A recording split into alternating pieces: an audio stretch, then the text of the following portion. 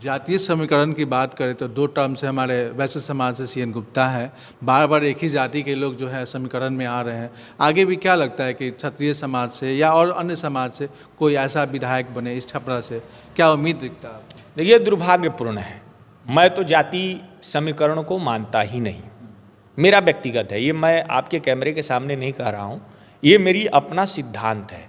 हम 19 के कुंभ से 25 के महाकुंभ तक अभियान चलाएं और वहाँ छपरा वासियों को, बिहार वासियों को संकल्प दिलाएं कि जात पात की राजनीति को किनारे करना है। ये जात पात की राजनीति करने वाले देश के दुश्मन हैं। राणा यशवंत प्रताप सिंह एक इकलौता चेहरा रहे हैं जिन्होंने महाकुंभ में तकरीबन पूरे बिहार से 25,000 से भी ज़्यादा लोगों को उन्होंने महाकुंभ में स्नान कराया। एक ऐसा चेहरा जो पूरे सनातन धर्म का एक ऐसा स्टैंड बन के आया है। जब भी कोई सनातन धर्म पे आँच आता है वो खड़े हो जाते हैं उस सनातन धर्म को बचाने के लिए। जब धर्म और भक्ति हम साथ लेकर चलेंगे तो छपरा को दुनिया का सबसे बेहतर शहर बनाएंगे और यहाँ के शिक्षित लोग कलाम जो बनेंगे, यहाँ के शिक्षित लोग विवेकानंद जी की तरह कार्य करेंगे। मैं उनकी ओर भी इशारा कर रहा हूँ क्योंकि उनमें अल्पसंख्यक में से कलाम चाहिए हमें। और हमारे जो विवेकानंद जी के विचारधाराओं को लेकर चलने वाले युवा हैं जो कहेंगे कि गर्व से कहो कि हम हिंदू हैं, कारण ये है कि हिंदू ही है जो सारे पंथों को पनपने का, फूलने का अवसर देता है। कौरवों की सेना हमेशा ज़्यादा रही है पांडवों से। आज आप देखिए कि आज भी वही स्थिति है, क्योंकि बहुत सारे लोगों को तो ये पता नहीं है। जहाँ मीडिया वाले आप जैसे भाई इंटरव्यू लेने जाते हैं और पूछते हैं वक्फ बोर्ड संशोधन बिल आप जानते हैं, किस लिए आप विरोध कर रहे हैं, तो बोलते हैं कि हमारे बड़े विरोध कर रहे हैं इसलिए हम विरोध कर रहे हैं। एक एमएलए की रिस्पॉन्सिबिलिटी का की रोल क्या होता है, संक्षेप में होता है? देखिए, की रोल तो स्पष्ट है कि आम जनता की समस्याओं को आप अगर जनप्रतिनिधि के रूप में हैं तो सदन अगर नहीं चल रहा है, भाई विधानसभा में आप विधायक हुए हैं तो सदन भी चलेगा, उसमें भी उपस्थिति आपकी, चूँकि इन्हीं मुद्दों को आप उठाएंगे। लेकिन अगर सदन नहीं चल रहा है तो आप जनता को प्रतिदिन सुनिए। जनता से जितना संवाद रहेगा वही सबसे बड़ी की है। संवाद समस्याओं का समाधान है। ये राणा यशवंत जी, जब हम छपरा की बात करते हैं, छपरा का जो विधानसभा क्षेत्र है उसको जब हम देखते हैं तो यहाँ पे काफ़ी प्रत्याशी है हर क्षेत्र में। पहले से यहाँ पे सीएन गुप्ता 2 बार चुनाव जीत चुके हैं। सीएन गुप्ता 2 बार चुनाव जीते और तीसरी बार वो चुनाव में हो सकता है कि उनको टिकट मिले या ना मिले, ये एक अलग बात है। लेकिन दूसरी बात ये है कि हम जानना चाहेंगे आपसे कि स्पष्ट रूप से कि क्या कमी दिखता है। ऐसे तो आपका पार्टी का अभी विधायक है, लेकिन ये कि कमी के रूप में हम जानना चाहेंगे कि क्या कमी दिखता है।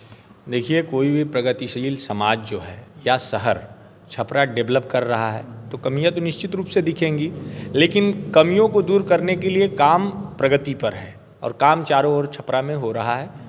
निश्चित रूप से समस्याएं भी आम जनमानस को हो रही है, लेकिन जब से ये डबल इंजन की सरकार कार्य कर रही है मैं देख रहा हूँ चहुमुखी कार्य हो रहे हैं।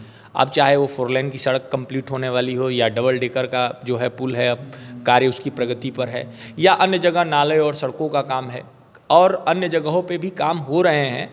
लेकिन अब जो पूरा कहने की बात है तो पूरा तो कभी नहीं माना जा सकता है कि किसी का काम पूरा हो गया। विकास का सतत प्रक्रिया चलते रहता है, तो छपरा में ये प्रक्रिया चल रही है और हम लोग छपरा को और अच्छा से अच्छा शहर बन सके हमारा शहर, और हिंदुस्तान के मानचित्र में इस शहर की जो ख्याति रही है परंपरागत, उस ख्याति को और आगे बढ़ा सके हम लोग। इसके लिए हम लोग की आने वाली पीढ़ी को काम करना चाहिए और वर्तमान पीढ़ी पर इस पर काम हम सब लोग कर रहे हैं भारतीय जनता पार्टी के नेतृत्व में। और हमारे सांसद चाहे हमारे राजीव प्रताप रूढ़ी जी हों जिनके द्वारा लगातार छपरा के विकास के लिए कार्य किए जा रहे हों, चाहे हमारे डॉक्टर सीएन गुप्ता साहब हों, वो भी कार्य कर रहे हैं। जातीय समीकरण की बात करें तो 2 टर्म से हमारे वैश्य समाज से सीएन गुप्ता है। बार बार एक ही जाति के लोग जो है समीकरण में आ रहे हैं। आगे भी क्या लगता है कि क्षत्रिय समाज से या और अन्य समाज से कोई ऐसा विधायक बने इस छपरा से, क्या उम्मीद दिखता है? देखिए, दुर्भाग्यपूर्ण है। मैं तो जाति समीकरण को मानता ही नहीं। मेरा व्यक्तिगत है, ये मैं आपके कैमरे के सामने नहीं कह रहा हूँ, ये मेरी अपना सिद्धांत है।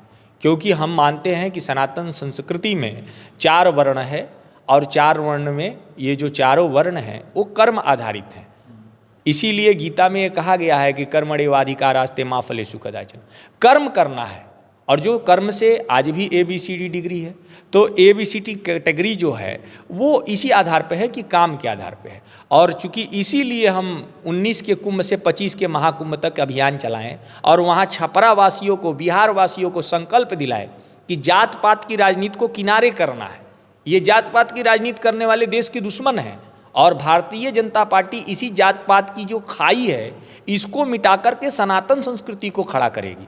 और हमारी पार्टी सर्वांगीण विकास की बात करती है, यानी हर वर्ग की चिंता करती है। तो इसलिए वो नेतृत्व के रूप में सब जगह बैलेंस रखती है कि समाज का सबका प्रतिनिधित्व हो। और मैं समझता हूँ कि जिसमें योग्यता हो, जिसमें समाज के कार्य करने की क्षमता हो, वो चाहे जिस समाज से आता हो, उसे निश्चित रूप से अवसर मिलना चाहिए। और उस अवसर के प्रयास में हर व्यक्ति लगता है जो भी सामाजिक क्षेत्र में कार्य करना चाहता है, क्योंकि सामाजिक क्षेत्र में काम करने के लिए सबसे बड़ी जो ज़रूरत है वो त्याग की ज़रूरत है, तपस्या की ज़रूरत है। समाज में आप सुख भोगने के लिए नहीं आए हैं। समाज में राजनीति करने के बाद ये आप टेंडेंसी छोड़िए, क्योंकि मोदी जी देश के यशस्वी प्रधानमंत्री हैं, भारतीय जनता पार्टी की सरकार है और भारतीय जनता पार्टी बिहार में बड़ी मजबूती के साथ एनडीए के नेतृत्व में लड़ने जा रही है।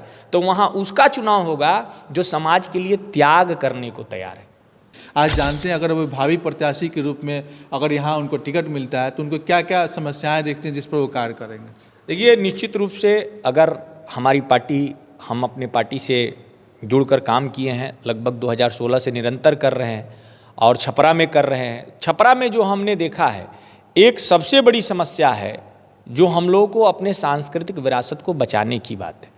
और यह मान कर चल लीजिए कि हम लोग के जो मूल जो धर्म है, मूल ग्रंथ हैं, उसमें हमारे धर्म में ये कहा गया है कि हमारे अपने धर्म के प्रति हमें जागरूक रहने की आवश्यकता है। जहाँ आदमी की जागरूकता घटी वहाँ दुर्घटनाएं की होने की संभावनाएं बढ़ जाती हैं। आप देखिए, अन्य पंथों से समझिए कि किस प्रकार से आतंक फैलाने वाले लोग वो किस पर विश्वास रख के यह कार्य कर रहे हैं। उनको भी गुमराह किया जा रहा है कि इससे जो है उनके अल्लाह खुश होंगे, इसलिए वो कर रहे हैं। बल्कि उनको ये पता नहीं कि भगवान का जो हम लोग सर्वे भवन्तु सुखना सर्वे सन्तु निरामया, परमात्मा की सही परिभाषा प्रेम पे कहा है कि पोथी पढ़ पढ़ जग मुआ पंडित भया न कोय, 2.5 आखर प्रेम के पढ़े सो पंडित हो। यानी भक्ति से ही प्रेम जगता है और भक्ति ही सारे विकासों की जड़ है। अगर आपको समाज को डेवलप करना है तो पहले तो हमें अपने संस्कृति से जोड़ने की आवश्यकता है। जो लोग ये सोचते हैं कि पैसा कमाने से पैसा आता है, उनको ये भ्रम है। ये नहीं जानते हैं कि अगर भक्ति का एक जीवन में वो नहीं उतारते हैं, जैसे हमारे पूर्वज कोई भी कार्य करते थे, उनकी दिनचर्या होती थी, सुबह उठे तो उन्हें मंदिर जाना है, मंदिर से आए तब किसी कार्य में लगना है। तो पहले तो हमारे देश, हमारे समाज और हमारे खास तौर से छपरा की जनता, क्योंकि मोदी जी से सीखना होगा। मोदी जी ने भारतीय जनता पार्टी की सरकार बनने पर पहला विषय क्या रखा? राम मंदिर निर्माण हो जाए, काशी विश्वनाथ का कॉरिडोर बनाया, महाकाल का कॉरिडोर बनाया, बाबा विश्वनाथ में स्वयं आकर वहाँ पे दर्शन किए, गंगा में स्नान किए। तो मोदी जी के कार्य करने की ऊर्जा कहाँ से है? भक्ति से है। तो जब मोदी जी जैसा व्यक्ति जो इतना विकासशील हैं, जो इतना टेक्निकल है, तकनीक की दुनिया में आज जो डाटा का उपयोग छपरा नहीं पूरा भारत कर रहा है, 1 GB डाटा 1.5 GB डाटा रोज रोज, और एकदम से टेक्निकल हो गया है, ग्लोबल हो गया है, कहीं की घटना को तुरंत संज्ञान में ले रहा है, ये तो मोदी जी की देन है। अच्छा, अभी जितनी भी पार्टियां अभी मौजूद हैं सब एक ट्रेंड पे चल रही हैं, प्लान को बचाना है, प्लान को रोकना है, प्लान को रोकना है, शिक्षा पे डेवलप करना है। तो क्या ये जन सुराज हो गई या और भी अभी कांग्रेस के कन्हैया जी घूम रहे हैं, तो सब लोग एक प्लान रोको अभियान पे चल रहा है। क्या अभी तक बीजेपी प्लान रोकने अभियान पे नहीं चली? देखिए, दुर्भाग्य है। किस शिक्षा की बात आप कर रहे हैं? आतंकवादी क्या अनपढ़ होते हैं क्या? जो आतंकवादी हैं वो भी तो पढ़े लिखे हैं। जो देश में समाज को तोड़ने की बात है वो भी तो पढ़े लिखे हैं। लेकिन पढ़ने लिखने का उपयोग किस दिशा में होगा ये तो संस्कार तय करता है, ये आपकी संस्कृति तय करती है। बाबा साहब भीमराव अंबेडकर ने कहा था कि भारत की धरती पर जितने भी पंथ पैदा हुए हैं वो समाज में शांति के प्रयास में रहते हैं, वो प्रेम की पाठ को पढ़ाते हैं। पहले हमारा जो मेन है वो संस्कृति है, अगर वो सही दिशा पकड़ लेगी तो विकास भी होगा। आदमी अपने विकास के लिए समाज को ठगने के लिए नहीं निकलेगा। जब उसे ये पता चलेगा कि उसको भी कहीं ना कहीं अपने किए का रिजल्ट सही से मिलेगा तो डर जाएगा, वो सही रास्ते पर रहेगा। इसीलिए कहा है तुलसी बाबा ने रामचरितमानस में, और राजद वाले ने तो तुलसी बाबा को बदनाम करने का काम किया है। रामचरितमानस को बार बार टिप्पणी करने का चंद्रशेखर जैसे नेताओं ने काम किया है, चंद्रशेखर यादव जैसे नेताओं ने किया है, जो शिक्षा मंत्री रहते हुए बिहार के ऊपर कलंक हैं। और बाबा तुलसी ने क्या कहा है, बीनु सत्संग विवेक न होई। विवेक से समाज आगे बढ़ेगा, विकास की ओर बढ़ेगा। आप समझिए, समाज तभी बचेगा जब भारत अपने मूल संस्कृति से जुड़ेगा। ये जो मकान है, ये जो तकनीक है, इसका उपयोग आप सही तभी कर पाएंगे। जैसे एक छोटा सा उदाहरण मैं दे रहा हूँ कि आज छपरा में बिजली की व्यवस्था माननीय सांसद जी ने सही कर दी है, तो बिजली का उपयोग करना तो जानना होगा ना। अनावश्यक बिजली का दुरुपयोग करना ये तो कौन सिखाएगा? ये आपका संस्कार कि ये बिजली हमारे भारत की ना बिजली है, ये हमारी छपरा की बिजली है। ये छपरा में जितना हम इसका कम दुरुपयोग करेंगे उतना ही ज़्यादा लोग इसके लाभ लेंगे। माना जाए कि अगर आपके अलावा आप अपने आप को देखते हैं प्रत्याशी के रूप में, तो आपको लगता है कि हमारे टक्कर का कोई और प्रत्याशी है जिससे हमारा जो प्रतिस्पर्धात्मक, तो किससे दिखता है? देखिए, हम किसी को प्रतिद्वंदी अपना नहीं मानते हैं, ये तो लोकतंत्र है, इसमें सबको अपना अपना क्षमता दिखाना चाहिए। और चूंकि हम 2016 से छपरा की जनता की सेवा बिना किसी पद पे कर रहे हैं, पार्टी के दायित्वों पे जरूर हम 2 बार पदाधिकारी रहे प्रदेश युवा मोर्चा में, और आज भी 2019 से 25 का महाकुंभ है वो सेवा के लिए हमने किया। हम जो यूनिवर्सिटी लाइफ में वहाँ शक्ति कहीं ना कहीं से भगवान की कृपा से पार्टी में काम करने से जो मेरा एक सकारात्मक शक्ति था उसका प्रयोग हम सेवा में किए। और आज अगर जनबल की शक्ति हमें मिलेगी, जो आप कह रहे हैं कि ईश्वर की कृपा होगी जब मुझे यहाँ के लिए पार्टी हमें पर विश्वास जताएगी, प्रयास तो हर व्यक्ति करता है, क्योंकि ये झूठी बात हो जाएगी। सार्वजनिक जीवन में काम करने वाला, उसको जितना शक्ति मिलेगा उतना ही जनता के कल्याण का कार्य मानते हैं ना कि हम भी दावेदार हैं टिकट के लिए? उसमें न मानने का सवाल ही नहीं है। सवाल स्पष्ट है कि हम अपनी पार्टी की लोकतांत्रिक व्यवस्था पर भरोसा रखते हैं। पार्टी के विचारवान कार्यकर्ता हैं, पार्टी के 100% प्योर कार्यकर्ता है, और पार्टी हमारी 100% सही निर्णय लेगी ऐसी हम अपेक्षा रखते हैं, ऐसा हम विश्वास रखते हैं। और इसके साथ हमारा मूल उद्देश्य है कि छपरा की जनता की सेवा और उसको धर्म के साथ जोड़ना है, क्योंकि धर्म ही हमारी रक्षा करता है। और जब धर्म और भक्ति हम साथ लेकर चलेंगे तो छपरा को दुनिया का सबसे बेहतर शहर बनाएंगे। संक्षेप में बताएं कि जैसे आपने एक अभी धर्म परिवर्तन को रोका, चर्च ईसाई मिशनरी को, उसके बारे में क्या?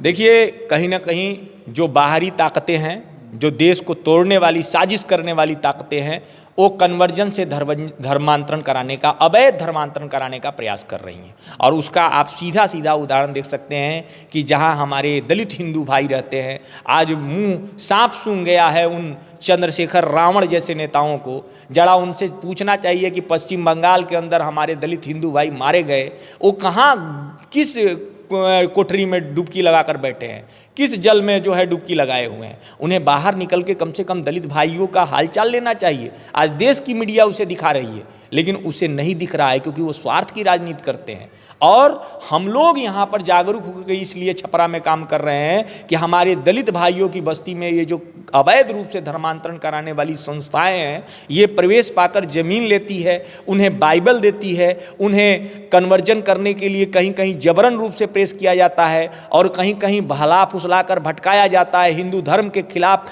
अनाप शनाप प्रलाप समझाए जाते हैं। तो इसको लेकर छपरा जागरूक है और इसको लेकर हम वचनबद्ध हैं।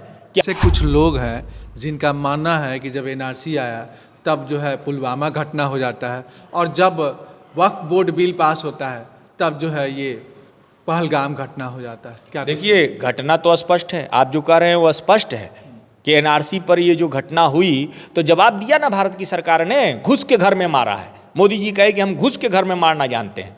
और ये जो घटना हुई है वक्फ बोर्ड संशोधन बिल 2025 जो कि लागू हो गई है और पूरी तरह से लागू होगी, और इसमें जो है, इसमें जो गरीब मुसलमान है वो मोदी जी से मिलकर धन्यवाद कह रहा है। इसमें जो चाटुकार लोग हैं उनके पेट में दर्द हो गया है। बड़ी मात्रा में विरोध संख्या जो जता रहे मुसलमान, कौरवों की सेना हमेशा ज़्यादा रही है पांडवों से।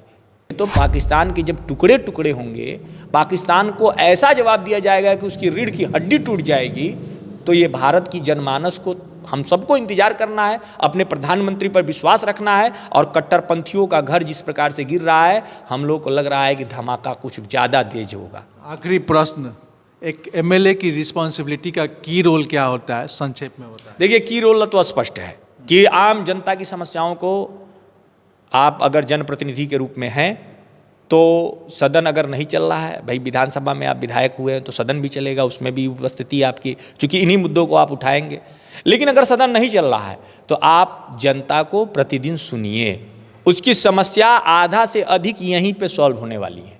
यहाँ पर जो प्रशासनिक अधिकारी हैं, प्रशासनिक अमला है, ये कहीं ना कहीं जनता को यही समस्या आती है। और उन समस्याओं का निराकरण जब जनता से प्रतिनिधि डायरेक्ट टच में रहेगा, और डायरेक्ट टच में रहने के साथ प्रतिदिन अगर वो अपने कार्यालय या क्षेत्र में भ्रमण करता है तो उन समस्याओं का तुरंत निराकरण उन प्रशासनिक अधिकारियों पर एकदम ताकत के साथ, क्योंकि जनता का काम अगर सही भी ताकत के साथ होना है तो भय बिन होई न प्रीत। अगर शासन प्रशासन आप चला नहीं सकते हैं, उससे ताकत के साथ एडमिनिस्ट्रेटिव व्यक्ति अगर गलत कर रहा है तो ताकत का प्रयोग यानी जनता के ताकत का प्रयोग अगर आप नहीं कर सकते हैं तो जनता के समस्याओं से निराकरण नहीं हो सकता है। इसलिए जनता से जितना संवाद रहेगा वही सबसे बड़ी की है, संवाद समस्याओं का समाधान है। ये थे हमारे साथ राणा यशवंत प्रताप सिंह, जिनसे बातचीत करके हमने जाना छपरा की समस्याओं को। ये भावी प्रत्याशी हैं, हो सकता है इन्हें टिकट मिले छपरा से। बहुत बहुत धन्यवाद आपको बातचीत करने के लिए। बहुत बहुत धन्यवाद।